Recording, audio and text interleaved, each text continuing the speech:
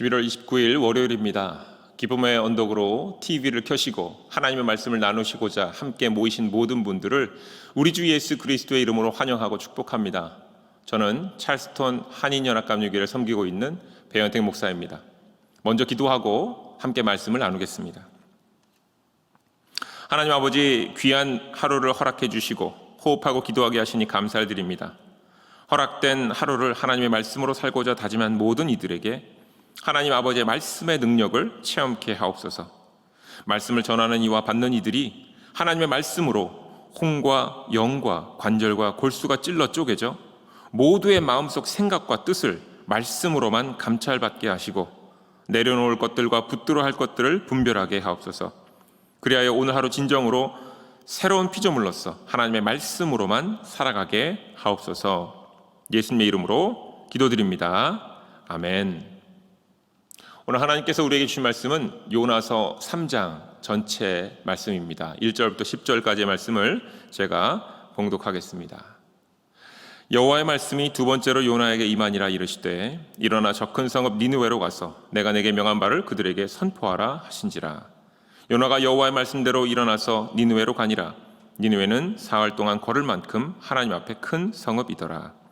요나가 그 성읍에 들어가서 하루 동안 다니며 외쳐 이르되 40일이 지나면 니느웨가 무너지리라 하였더니 니느웨 사람들이 하나님을 믿고 금식을 선포하고 높고 낮은 자를 막론하고 굵은 베옷을 입은지라. 그 일이 니느웨 왕에게 들림에 왕이 보좌에서 일어나 왕복을 벗고 굵은 베옷을 입고 제 위에 앉으니라. 왕과 그의 대신들이 조서를 내려 니느웨에 선포하여 이르되 사람이나 짐승이나 소떼나 양떼나 아무것도 입에 대지 말지니 곧 먹지도 말 것이요 물도 마시지 말 것이며 사람이든지 짐승이든지 다 굵은 베옷을 입을 것이요 힘써 하나님께 부르짖을 것이며 각기 악한 길과 손으로 행한 강포에서 떠날 것이라. 하나님이 뜻을 돌이키시고 그 진노를 그치사 우리가 멸망하지 않게 하시리라. 그렇지 않을 줄을 누가 알겠느냐 한지라. 하나님이 그들이 행한 것 곧 그 악한 길에서 돌이켜 떠난 것을 보시고 하나님이 뜻을 돌이키사 그들에게 내리리라고 말씀하신 재량을 내리지 아니하시니라. 아멘. 하나님 말씀입니다. 말씀을 주신 하나님께 감사를 드립니다. 요나 선지자의 이야기, 이 이야기는 어린아이부터 성인에 이르기까지 모두에게 너무나도 잘 알려져 있는 이야기입니다. 하나님께서는요, 요나 선지자에게 이 이방의 나라 아수르의 수도 니느웨로 가라 하셨습니다. 하나님께서 아수르의 악함을 심판하실 것임을 전하라고 요나에게 명령하셨지요. 그런데 요나 선지자는 니느웨로 가지 않고 다시스로 도망가고자 배에 올라탔습니다만 결국 그 배에서 풍랑을 만나 바다에 버려지는 신세가 됩니다. 죽음을 맞이한 요나는요, 하나님께서 예비하신 큰 물고기의 뱃속에서 목숨을 건지게 되었고 물고기 뱃속에서 3일을 머물며 하나님의 주권 앞에 간절히 기도를 합니다. 그리고 다시금 니느웨로 가라는 하나님 말씀을 따라 뜻을 따라 니느웨로 가서 심판을 선포하자 니느웨 백성들이 금식과 회개하는 것을 보고 재앙을 거두어 들이시는 하나님의 은혜까지도 목격하게 되었습니다. 여기까지가 1장부터 3장까지 우리가 묵상한 본문의 내용들입니다. 자, 여러분, 오늘까지의 말씀을 묵상하시면서 요나서의 말씀을 묵상하시면서 어느 부분에 여러분의 마음이 감동을 또는 찔림을 또는 깨달음을 얻으셨습니까? 하나님의 뜻을 따르지 않거나 하나님의 뜻에서 도망을 치면 그에 따른 대가를 치른다라는 교훈을 요나서 1장을 통해서 확인하셨을 겁니다.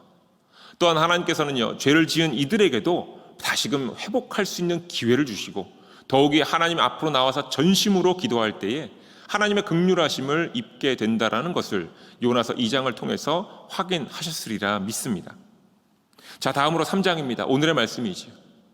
요나 선지자의 이야기 가운데 최고조의 상황, 절정을 마주하고 있습니다. 하나님의 심판이 니느웨 지역에 선포되자 그곳의 모든 사람들이 참회하는 사건입니다. 더욱이 하나님께서는 니느웨를 향한 재앙을 거두어 들이시는 사건이지요. 이 놀라운 사건을 통해 하나님의 구원의 역사는 이스라엘 백성들뿐만 아니라 모든 인류를 향한 구원임을 다시금 확인시켜준 말씀이 됩니다. 자, 이와 같이 세 가지 정도로 주제가 어느 정도 정리될 것 같습니다. 이렇게 말씀을 묵상해도 괜찮을 것 같습니다. 자, 그럼 이제 이 정도로만 묵상을 하고 마쳐도 괜찮을까요? 10여 년 전에 너무나도 잘 알려진 어느 목사님께서 설교하시는 내용을 제가 듣다가 굉장히 재밌는 예 하나를 들은 적이 있습니다. 은밀히 저지르는 죄에 대해서 말씀을 하시면서 목사님께서는 다윗의 예를 드셨는데요. 다윗이 밧세바를 취하고 우리아를 죽이는 그 은밀한 죄를 지었고, 성경을 읽는 모든 사람들, 우리를 포함한 모든 사람들은 다윗의 죄에 대해서 밝히 알고 있으니 먼 훗날에 우리 모두가 다 천국에 가서 다윗을 만나게 되면 이 서로 얼굴 보기가 민망하지 않을까, 부끄럽지 않을까 하는 이야기를 하셨습니다. 죄를 은밀히 지을 수 있다라고 사람들은 생각할지 모르겠지만 하나님은 이미 아시고, 심지어 구름같이 둘러싼 허다한 증인들이 존재한다라는 것을 히브리서 말씀이 기록하고 있으니 죄는 절대로 은밀하지 않다라는 것을 잊지 말라고 말씀하시면서, 이것을 기억할 수만 있다면 모든 사람들은 은밀한 죄를 이겨낼 수 있다라고 설교하셨습니다.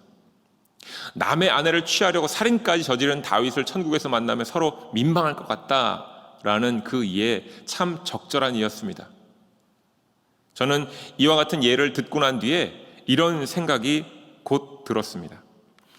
우리가 천국에 가서 다윗과 조우를 하고요, 다윗의 죄 때문에 서로 민망해하고 있을 그 무렵에 아마도 다윗이 제게 이렇게 물을 것 같았습니다. 하나님께서 나의 죄를 세상 모든 이들에게, 당신에게까지 공개하시면서 다 드러나게 하셨는데, 나의 죄를 상세히 보고 들은 당신은 어떤 죄를 이겨내셨습니까?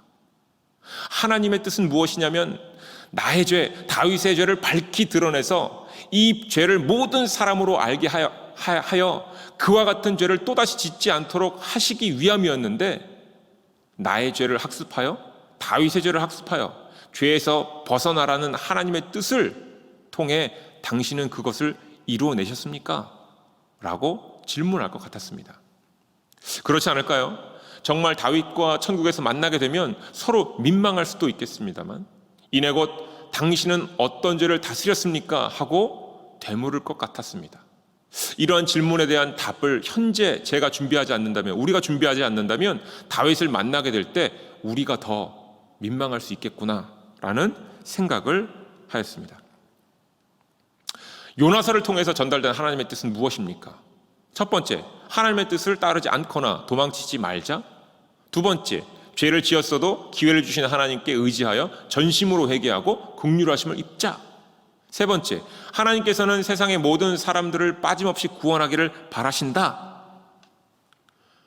앞서 말씀을 드린 바와 같이 이 정도로 묵상을 하셔도 괜찮습니다. 그런데 저는 여기에 한 가지를 더 나누려고 합니다. 우리가 천국에 가면 요나 선지자가 우리에게 이렇게 물어볼 수 있을 것 같습니다. 첫 번째, 내가 다시스로 도망갈 때 혹시 내 죄를 자세히 살펴보았습니까? 두 번째, 내가 물고기의 뱃속에서 기도할 때, 간절히 기도할 때 혹시 그 기도하는 순간에 내 죄도 혹시 보셨나요? 세 번째, 니느웨 백성들이 금식하고 참회를 할 때, 하나님의 긍휼하심을 입을 때 그때도 내 안에 있었던 죄가 있었는데 혹시 그것을 보셨습니까? 라고 물을 것 같았습니다. 요나서 3장의 말씀을 묵상하는 내내 한 가지 궁금증이 제 안에 있었습니다. 그것이 무엇이었냐면, 분명 적대국으로서 이스라엘의 선지자 요나가 니느웨의 심판을 선포하는데 그 나라의 왕과 대신 그리고 백성들은 아무런 반응이 없다라는 것, 그것이 너무나도 궁금해 보였습니다. 마치요, 니느웨 사람들의 금식과 회개, 그리고 하나님께서 재앙을 거두어 들이시는 그 놀라운 사건은 겉으로 드러나 보이는 사건이고요, 이것보다 하나님께서는 지금 요나에게 더 집중하고 계신 것은 아닌가 하는 궁금증이 생겨난 것입니다. 요나서 1장부터 3장까지 그리고 내일에 보면 4장까지의 말씀에서도 일관되게 드러나는 것이 한 가지 있습니다. 그것이 무엇인가 하니 바로 요나의 마음 상태입니다. 여호와의 얼굴을 피하려고 다시스로 가려던 요나의 마음, 물고기 뱃속에서 부르짖으며 하나님께 서원을 드렸던 요나의 마음, 그리고 하나님께서 니느웨 백성들에게 내리시려던 그 재앙을 거두어 들이시는 그 극적인 상황 속에서 가장 처절하게 드러난 요나의 마음, 바로 아수르를 향한 미움, 시기, 질투, 저주하는 마음입니다. 요나는 하나님의 명령을 피하고 도망을 친 것처럼 보이지만 정확하게 성경적으로 바라보면 자신의 마음에 자리 잡고 있었던 아수르를 향한 원망과 저주를 꽉 붙잡고 있었던 겁니다. 그러니 하나님의 명령이 들리지 않았겠지. 물고기 뱃속에서 생과 사를 맛보며 정신을 차린 듯 보입니다만 결국 그의 마음속 미움과 원망은 완전히 사라지지 못했습니다.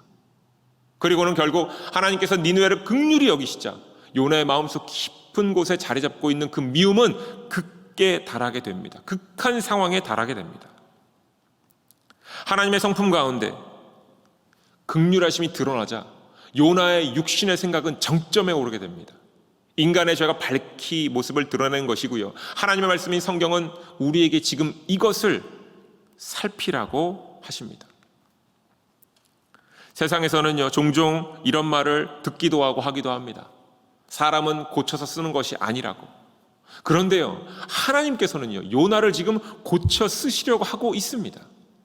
마치 요나를 고쳐 쓰시려고 일부러 아수르를 미워하는 여러 사람들 가운데 더 뿌리 깊이 아수르를 미워하고 싫어하는 요나를 콕 집어서 선택하신 듯합니다.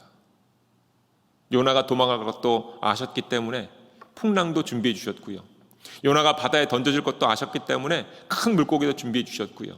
그리고 이스라엘의 금식과 회개의 모습을 보면서 하나님의 사람으로서 스스로의 모순된 모습을 직접 보게 하시고는 스스로의 마음을 확인케 하시며 그를 회복의 길로 인도하시는 내용이 3장까지의 내용이 아닐까 합니다. 이것이요, 사람을 대하시는 하나님의 방법이자 사람을 다스리시는 하나님의 섬세함임을 우리는 오늘의 본문 말씀으로 목격합니다. 사랑하는 성도 여러분, 하나님께서는요, 죄를 미워하시지만 사람은 있는 그대로 봐주시는 아버지이십니다. 그래서 죄인인 사람들은 매일매일을 새날로 살 수 있게 되고 새롭게 살아갈 은혜의 시간을 얻게 되는 것입니다. 만약 하나님께서요, 죄도 미워하시고 죄인도 미워하신다면, 죄와 죄를 지은 사람들을 동일시로 하시며 바라보신다면 세상에서 어느 누가 새로운 피조물로서 오늘 하루를 살 수 있겠습니까? 그 누구도 새로운 피조물이 되지 못할 것입니다.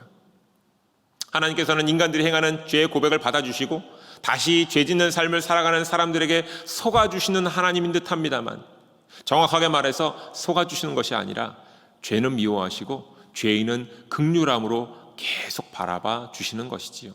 그렇게 모든 이들에게 매일이 새날이 되고 이 새날이 허락되어 새롭게 살 기회가 주어지는 겁니다. 그리고 하나님께서는 하나님의 자녀들인 우리들도 하나님의 자녀된 마음과 안목을 갖고 그 성품을 배워 이웃의 죄는 미워하되 죄를 지은 그 이웃들은 미워하지 말고 긍휼한 눈으로, 영혼을 불쌍히 여기는 눈으로 바라보라고 하십니다. 사랑하는 교회 여러분, 우리 안에 요나의 마음, 남을 미워하는 마음이 없는지 살펴보십시오. 그리고 성경에서 말하고 있는 이 마음을 품으십시오. 고린도후서 5장 17절입니다. 누구든지 그리스도 안에 있으면 새로운 피조물이라, 이전 것은 지나갔으니 보라 새 것이 되었도다.